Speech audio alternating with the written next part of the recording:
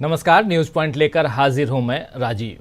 दोस्तों, राहुल गांधी और उनकी टीम ने आज बीजेपी को देश भर में एक बड़े व्यूह समझते होंगे आप, व्यूह में फंसा दिया है। दिल्ली से लेकर पंजाब, मध्य प्रदेश, ओडिशा, बिहार, पश्चिम बंगाल, जम्मू कश्मीर, महाराष्ट्र, तमिलनाडु, तेलंगाना, हर जगह बीजेपी अलग अलग मामलों में घिर गई है। कांग्रेस के साथ साथ इंडिया गठबंधन के दल बीजेपी पर सवाल उठा रहे हैं और जवाब देने की जगह बीजेपी हिंदू मुसलमान करने में लगी हुई है। आज राहुल गांधी ने एक ट्वीट कर बीजेपी को पेपर लीक पर घेरा और इसमें उन्होंने पद्म व्यूह, जी हाँ, इसलिए व्यूह मैं कह रहा था, चक्रव्यूह, पद्म व्यूह, ये चक्रव्यूह का तो इस्तेमाल राहुल गांधी ने पहले किया है इस शब्द का। और आपको याद होगा कि संसद में जब राहुल गांधी भाषण दे रहे थे तो चक्रव्यूह की उन्होंने बात कही थी और महाभारत काल में भी चक्रव्यूह शब्द वहाँ से आता है, आपको वो भी याद होगा। तो अब राहुल गांधी ने पद्म व्यूह शब्द का इस्तेमाल किया है, जिसका मतलब हुआ, पद्म मतलब कमल, कमल का व्यूह, यानी बीजेपी के निशान को लेकर राहुल गांधी ने डायरेक्ट अटैक किया है। क्या कुछ लिखा है राहुल गांधी ने, जरा पहले उसको देख लेते हैं और चर्चा आगे बढ़ाएंगे। बहुत कुछ है, आपके सामने रखेंगे। 6 राज्यों के, राहुल गांधी लिख रहे हैं, 6 राज्यों में 85 लाख बच्चों का भविष्य खतरे में है, खतरे में। पेपर लीक हमारे युवाओं के लिए सबसे खतरनाक पद्म व्यूह बन गया है, पद्म व्यूह बन गया है। देखिए, पेपर लीक मेहनती छात्रों और उनके परिवारों को अनिश्चितता और तनाव में धकेल देता है, उनके परिश्रम का फल उनसे छीन लेता है। साथ ही ये अगली पीढ़ी को गलत संदेश देता है कि बेईमानी मेहनत से बेहतर हो सकती है, जो पूरी तरह से अस्वीकार्य है। अभी 1 साल भी नहीं हुआ जब नीट पेपर लीक ने देश को झकझोर दिया था। हमारे विरोध के बाद मोदी सरकार ने नए कानून के पीछे छुपकर उसे समाधान बताया, लेकिन इतने सारे हालिया लीक ने उसे भी विफल साबित कर दिया। ये गंभीर समस्या एक सिस्टमेटिक फेलियर है। इसका खात्मा सभी राजनीतिक दलों और सरकारों को मतभेद भुलाकर मिलकर कड़े कदम उठाने से होगा। इन परीक्षाओं की गरिमा बनी रहना हमारे बच्चों का अधिकार है और इसे हर हाल में सुरक्षित रखना होगा, ये राहुल गांधी कह रहे हैं। और राहुल गांधी ने पद्म व्यूह शब्द का इस्तेमाल किया है यहाँ पे, और ये जानना ज़रूरी है। आपको याद होगा कि इससे पहले संसद में, जो मैं पहले भी कह रहा था कि राहुल गांधी ने जब चक्रव्यूह शब्द का इस्तेमाल किया था तो बीजेपी बौखला गई थी, और अब तो सीधा उसके चुनाव निशान पर, यानी कमल पर और पहचान पर बात आ गई है। वहीं अब जरा पंजाब चलते हैं। पंजाब कांग्रेस ने 2 साल बाद होने वाले चुनाव के लिए 5 घंटे की मैराथन मीटिंग की है और इसमें आम आदमी पार्टी और बीजेपी दोनों को पस्त करने की रणनीति बनाई है। इस बारे में पंजाब कांग्रेस प्रभारी भूपेश बघेल ने जो कुछ कहा है, आइए जरा सुन लीजिए। छोटी सी बानगी भूपेश बघेल की। पंजाब के अलावा भी दूसरे राज्यों में चलेंगे, हर राज्यों में कैसे बीजेपी को घेरने का, और बिल्कुल जो बम्बार्डिंग कहते हैं एक साथ केंद्र से लेकर राज्यों तक आज कांग्रेस पार्टी ने की है। जरा देख लेते हैं क्या कह रहे हैं यहाँ पर भूपेश बघेल। अभी पंजाब पॉलिटिकल अफेयर्स कमेटी की बैठक हुई और हमारे 6 एजेंडे थे, सभी ने खुल के बात की और संगठन को मजबूत करने का जो निर्देश अखिल भारतीय कांग्रेस कमेटी ने दिया कि हमारा संगठन मजबूत करने का वर्ष है, तो उस विषय में बड़ी विस्तार से चर्चा की गई।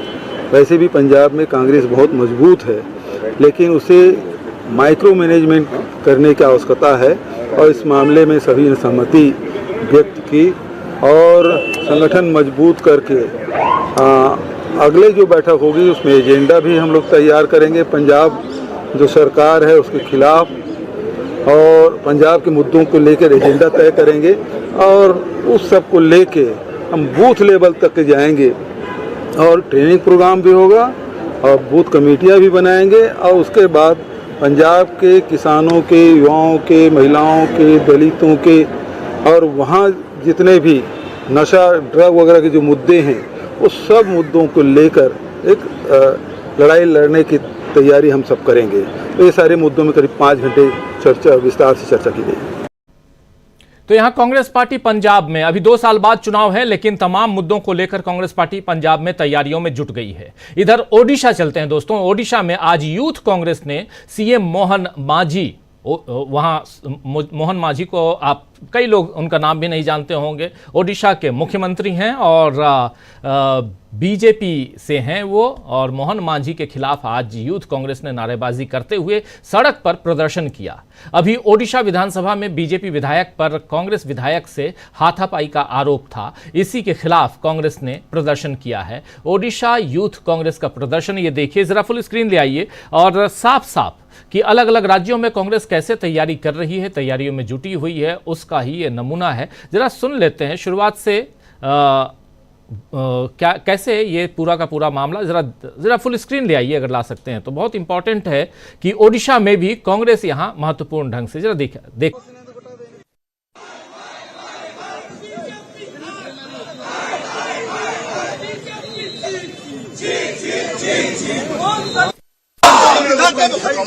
मोहन मांझी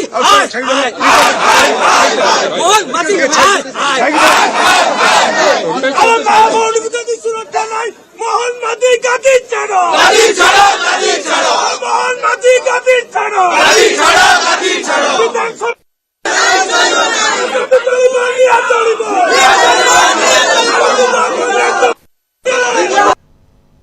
मोहन मांझी गद्दी छोड़ो, हाय हाय हाय हाय के नारे यहां यूथ कांग्रेस के नेता लगा रहे हैं ओडिशा में। इसी तरह मध्य प्रदेश में भ्रष्टाचार के मुद्दे पर कांग्रेस नेताओं ने बीजेपी सरकार के खिलाफ नारेबाजी की।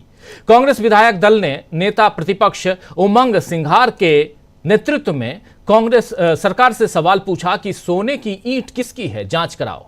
कांग्रेस का आरोप है कि बीते कई सालों में परिवहन विभाग में हजारों करोड़ रुपयों के घोटाले हुए हैं, जिसमें नकदी के साथ 52 किलोग्राम सोना भी मिला। लेकिन सरकार और जांच एजेंसियों की लापरवाही के चलते आज भी घोटाले के असली गुनाहगार पकड़ से दूर हैं।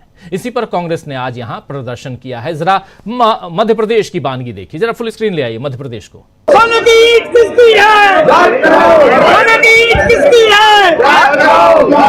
सोने की ईंट किसकी है? सोने की ईंट किसकी है? सोने की ईंट किसकी है? सोने की ईंट किसकी है? सोने की तो सोने की ईंट किसकी है, ये पूछा जा रहा है मध्य प्रदेश में। उधर दक्षिण भारत में परिसीमन, जी हां डिलिमिटेशन, परिसीमन के मामले पर बीजेपी के खिलाफ विपक्ष एकजुट हो रहा है। इस बारे में आज तमिलनाडु सरकार ने तेलंगाना जाकर सीएम रेवंत रेड्डी को 22 मार्च की बैठक में शामिल होने को कहा है, जिस पर रेड्डी ने कहा है कि जनसंख्या के आधार पर लोकसभा निर्वाचन क्षेत्रों का पुनर्निर्धारण दक्षिण के राज्यों के साथ धोखा है और वो इस बैठक में जरूर शामिल होंगे। दरअसल आपको बता दूं दोस्तों कि परिसीमन का मामला, डिलिमिटेशन का मामला दक्षिण भारत में इसलिए भी ज्यादा जोर पकड़ रहा है क्योंकि वहां पॉपुलेशन कम हुआ है। पढ़े लिखे लोग, पॉपुलेशन को कंट्रोल करने की कोशिश, और पिछले 10 साल में वहां पॉपुलेशन कंट्रोल हुआ। लेकिन पॉपुलेशन कंट्रोल के बाद हो यह रहा है कि केंद्र सरकार चाहती है कि वहां कुछ सीटें कम कर दी जाएं और वहां के राज्य नहीं चाहते हैं कि सीटें कम हो। लड़ाई इसी की चल रही है। आज इसी मसले पे तमिलनाडु सरकार, और आज नहीं बल्कि आज से सप्ताह भर पहले तमिलनाडु सरकार और वहां के मुखिया, वहां के मुख्यमंत्री एमके स्टालिन ने देश भर के विपक्षी दलों के नेताओं को एकजुट होने का आह्वान किया है और 22 तारीख को एक बैठक बुलाई है चेन्नई में। उस बैठक में रेवंत रेड्डी को भी बुलाया गया है, चूंकि वो कांग्रेस पार्टी की तरफ से मुख्यमंत्री हैं तेलंगाना में, आप जानते हैं। लेकिन सबसे बड़ी बात कि आंध्र प्रदेश के मुख्यमंत्री को भी बुलाया गया है और ओडिशा के जो बीजेडी है, जो हारी इस बार, और वहां बीजेपी की अब सरकार है, बीजेडी, नवीन पटनायक, उनको भी बुलाया गया है। देखते हैं, सबसे इंटरेस्टिंग होगा कि नवीन पटनायक का प्रतिनिधि या नवीन पटनायक खुद या उधर चंद्रबाबू नायडू या उनका कोई प्रतिनिधि इस बैठक में, जो 22 को होने वाली बैठक है, उसमें पहुंचता है कि नहीं पहुंचता है। वहीं महाराष्ट्र में तो अब बीजेपी के खिलाफ उसके सहयोगी नेता अजित पवार और एकनाथ शिंदे ही खड़े हो रहे हैं। यह दावा आज शिवसेना यूबीटी के प्रवक्ता आनंद दुबे ने किया है। आनंद दुबे ने बताया है कि अजित पवार और एकनाथ शिंदे दोनों को बीजेपी ने ठगा है। आइए जरा सुन लीजिए कि कैसे ये दोनों, अजित पवार और एकनाथ शिंदे, दोनों को बीजेपी ने ठगा है, इसलिए ये दोनों एकजुट हो रहे हैं। सुनिए आनंद दुबे को। अजित पवार का बयान आया कि जिस तरह से महाराष्ट्र में बयानबाजी हो रही है, साफ तौर पे नीतीश रानी को लेके कहें। अजीत पवार के बयान के बाद जो हम सबको समझ में आ रहा है महाराष्ट्र वासियों को कि महायुति सरकार में फूट पड़ गई है।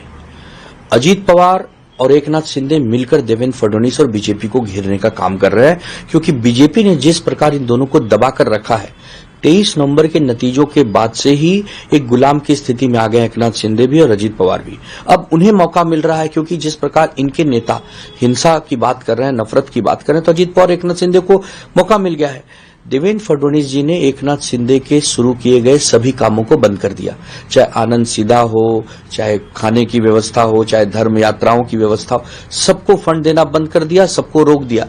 तो ये तीनों में आपस में इतना मनमुटाव है, इतना सिरफुटव्वल है कि महाराष्ट्र की जनता इस समय त्राय त्राय कर रही है। जिस प्रकार बजट में भी आपने देखा, बजट में अजीत पवार का ये बजट नहीं था, ये बजट देवेंद्र फडणवीस का बजट था। अजीत पवार ने केवल उसको पढ़ा है।